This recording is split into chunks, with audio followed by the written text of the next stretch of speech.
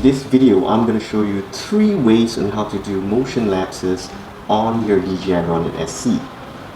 So basically the 3 ways will be, firstly, doing a motion lapse on your DJI Ronin SC with a camera which is on the compatibility list of the DJI Ronin SC. So that's number 1. Number 2, we're going to do a motion lapse on a camera which is not compatible with the DJI Ronin SC but has the time-lapse feature on the camera. And thirdly, we're going to look at how to do a time-lapse on a non-compatible camera and the camera does not have the time-lapse function. So right now we're going to start with the first way. Get your DJI Ronin SC and your camera mounted. Make sure everything is set up properly and then power on your DJI Ronin app on your mobile phone, and then I'm going to show you how to do a motion lapse with a compatible camera such as my Panasonic G9. Okay, so right now I have mounted on my Panasonic G9, which is on the camera compatible list of the DJI Ronin SC. So this is how you do a motion lapse, as I mentioned in this first part. So firstly, set up your camera and then get your DJI Ronin app opened.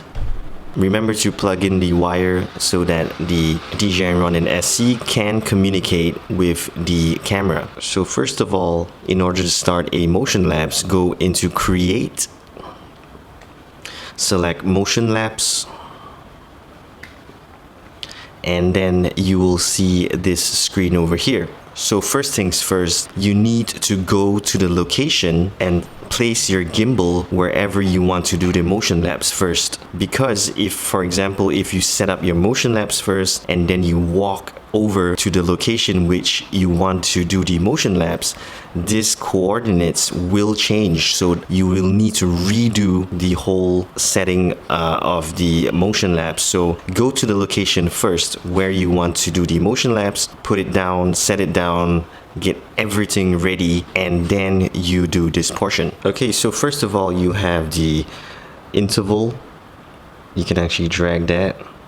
So when you drag this interval below, you can see how many minutes it takes from the starting point to the ending point. So for example, I just want to go with 5, an interval of 5. That would take 16 minutes. And content duration, 16 minutes at an interval. That means they will take a picture every 5 seconds. It will give you an 8-second clip once you piece everything together. So if you want a longer clip, you can actually set a content duration of 10 and you will need 20 minutes at an interval of 5. So this is how you actually control how long you want your motion lapse to be. So over here they will actually tell you how many photographs you'll be taking in order to get 10 seconds of clip in 20 minutes. Next up, you need to set the start point and the end point. So as you can see, the start point, if I press on number 1, the gimbal will actually move in the location that you want to start filming in. So you can make the adjustments right here by either using the virtual joystick at the bottom right hand corner over here. This is a virtual joystick, so I'm going to move the joystick and you will see the camera move. So I'm going to shift the virtual joystick down and you will see on the screen it moves down as well. So if it's too low, you can set it higher. For example, if you want it at this starting point, this correct angle, so you can make the adjustments there. And if you don't want to use this virtual joystick, you can actually use the joystick on the gimbal as well. So if I were to shift the gimbal to the left, the camera will move and also it will move on your grid. So that's pretty cool. But I'm going to use the virtual joystick in this example. So for example, I want to shift it to the third grid, the second grid from the top and the third grid from the left. That would be my starting point. And then in order to set your ending point, press on number 2. You should see the gimbal move to location number 2 as well. And if that's the correct location, then you just hit the white circle on the screen. So right now I'm going to go through how to set multiple waypoints. A blue dot indicates that is selected. You can actually press on number 1 and you will select number 1. So the blue point will actually indicate that you have selected this waypoint. So in order to add another waypoint, you can see at the bottom over here above the push mode a grayed out plus button. In order to add a waypoint, you will need to deselect any selected points on your screen. So this portion here is in blue, that means that is selected. So you just need to tap on that again. And now everything is deselected on the screen, and now the plus button becomes visible. So press on the plus button and another blue dot will appear. So we're going to shift that blue dot to location number 3. So for example, if I want to make it go up, so you got point number 1, it's labeled point number 1, point number 2, and point number 3. So if you want to shift point number 2 to somewhere maybe in the middle, like that, so it goes diagonal right. Yep, that's how you do it. That's how you add a waypoint. Again, if you want to add another waypoint, deselect anything that is selected, then you will get the plus button. On the other hand, if you want to delete a waypoint, for example, I want to delete the one in the middle, number 2, waypoint number 2, select the waypoint that you want to delete, and at the bottom left, you will see the dustbin appear, the rubbish bin appear. Press on that and that gets rid of the waypoint. So that's how you do a motion lapse. Pretty simple. Yep, so that's how you do a motion lapse on a DJI Ronin SC compatible camera. And right now we're gonna move to part 2, where our camera is not compatible with the DJI Ronin SC but has a time-lapse function built into the camera. To simulate this, I'm going to use my Panasonic G9, but I'm going to plug out the connection cable to simulate a camera which is not on the compatible list. So same thing, go into your DJI Ronin app. Go into your DJI Ronin app, make sure your DJI Ronin is connected. Same thing like in the first way, go to create, go to motion lapse, and then do your settings as per normal. That exactly the same as in the first way. Plot your starting point and your ending point, and then do all the settings, the content duration and stuff. Once you've set up everything, move on to your camera settings, which has the time-lapse feature. This portion to do the motion lapse on a camera which is not compatible but with the time-lapse feature built into the camera, just go to your menu like on my Panasonic G9 and then look for that time-lapse function. So this can work on any camera basically, whether or not it is compatible or not compatible with the DJI Ronin SC. Just go into the time-lapse feature, do your settings exactly the same as on your gimbal, the start time, the shooting interval, and the image count.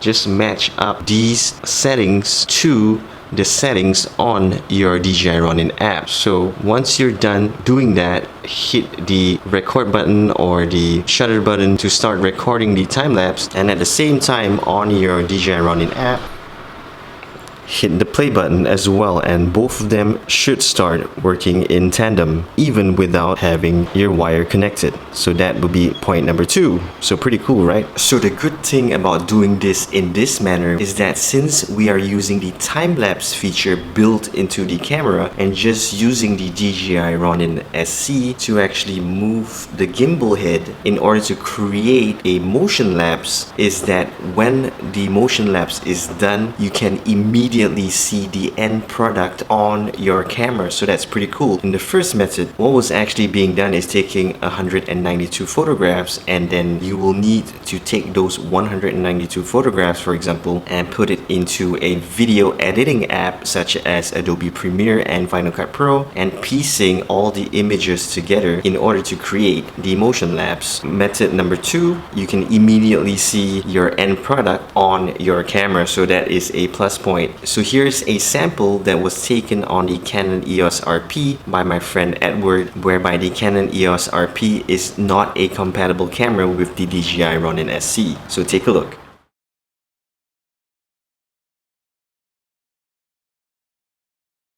So pretty cool, right? We could immediately view the motion lapse on his Canon EOS RP the moment it finished recording. And now the third and the last way on how you can do a motion lapse on a non-compatible camera with the DJI Ronin SC, and your camera does not have the time-lapse function. For example, my Sony a6500. As we all know, the Sony a6500, as good as it is, does not come with a time-lapse function for some reason. So this last way of doing the motion lapse is the same as the first way, whereby we can only see the end product after we do some post video editing. Same as the first two ways. Set up your gimbal, set up your camera, bring your gimbal to the location that you want to shoot your motion lapse, go into your DJI Ronin SC application on your phone, go to create, go to motion lapse, and again do all the settings. Set your start point and your end point and your duration of the motion lapse and all the attributes and stuff on your camera. Since your camera in this last way of doing a motion lapse does not have the time lapse function built into the camera, all you gotta do is press the record button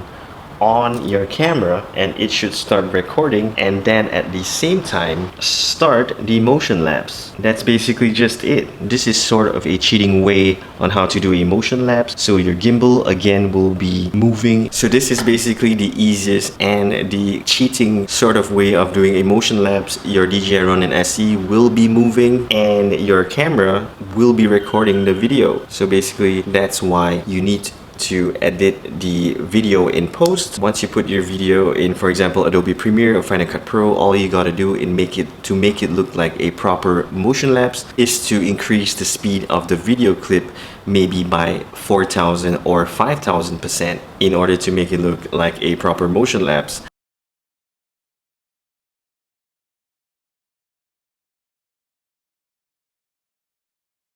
So that's all, guys. Hope you enjoyed these 3 ways on how to do a motion lapse. In the next video, as promised in my previous Panasonic video, I will be showing you the motion lapses that I did on my Panasonic G9, where I was actually telling you about whether or not to shoot a motion lapse at night on the Panasonic G9, which is a micro four thirds camera, whether or not it would be better to shoot the motion lapse in continuous autofocus or in manual focus. So I'm going to show you both motion lapses clips on my Panasonic G9 and also a side-by-side comparison with the Canon EOS RP Edwards camera. Basically, we both set up at exactly the same location and started the motion lapses at exactly the same time. So thanks guys for watching. Hope you liked this video. Hit the subscribe button, hit the alerts, notifications, and the like button, and I'll see you in the next one. Peace.